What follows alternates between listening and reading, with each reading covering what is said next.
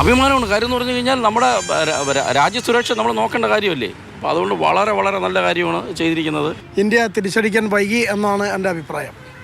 കാരണം അന്ന് തന്നെ നമ്മൾ തിരിച്ചടിക്കേണ്ടതായിരുന്നു. ഇതൊരു വൈകലല്ലല്ലോ. നമ്മൾ ഒരു കാര്യം ചെയ്യുമ്പോൾ അത് വളരെയധികം സൂക്ഷ്മമായി പഠിച്ചിട്ട് മാത്രമേ ചെയ്യാൻ പാടുള്ളൂ. ഒരു പ്രൗഡ് മൊമെൻ്റ് ആണ്. ഇന്ത്യ തിരിച്ചടിച്ച് കേൾക്കുമ്പോൾ തന്നെ പ്രൗഡ് മൊമെൻ്റ് ആണ്.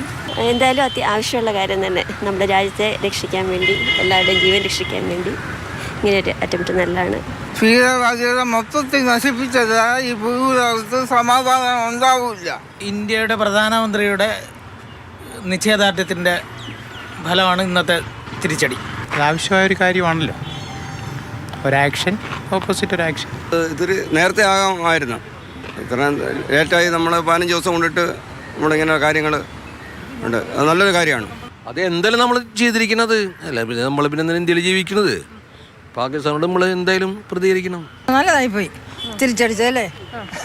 രാവിലെ ന്യൂസിലും കണ്ടിട്ടാ വന്നേ. അത് തിരിച്ചടിക്കേണ്ടതാണല്ലോ ഇന്ത്യ. അതിൽ സന്തോഷമേ ഉള്ളൂ.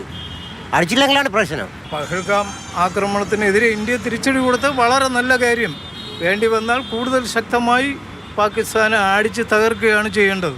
എല്ലാ ജനങ്ങൾക്കും ഉറപ്പുള്ളൊരു കാര്യം തന്നെയായിരുന്നു ശക്തമായിട്ട് തിരിച്ചെടുക്കും എന്നുള്ളത്. അതിപ്പോൾ സംഭവിച്ചിരിക്കുകയാണ്. അത് നല്ല കാര്യമല്ലേ. നമ്മുടെ ഇതിലുള്ള ആൾക്കാരല്ലേ അവർ കൊന്നിരിക്കുന്നത്. അപ്പം തീർച്ചയായിട്ടും അത് വേണം. തെറ്റായ ഒരു കാര്യമാണ് അവർ ചെയ്തത്. അതിന് നല്ല രീതിയിലുള്ള ശക്തമായിട്ടുള്ള മറുപടി അവർക്ക് കൊടുക്കുക തന്നെ വേണം. നമ്മളെ ഒന്ന് അടിച്ചിട്ട് പോയപ്പോൾ നമുക്ക് തിരിച്ചടിക്കണ്ടേ? അത് അടിച്ചത് നല്ല കാര്യമാണ്. അതിന് നമ്മളെ എല്ലാ സപ്പോർട്ടും ഉണ്ട്. ആ സ്പോട്ടിൽ മറുപടി കൊടുക്കുമ്പോഴാണ് മറ്റ് ഭീകരവാദ പ്രവർത്തനങ്ങൾ നടക്കുന്നവർക്ക് ഒരു ഭയം ഉണ്ടാവുള്ളൂ. അവനെല്ലാം നമ്മൾ പണിയണം. ആയുധം വേണ്ട.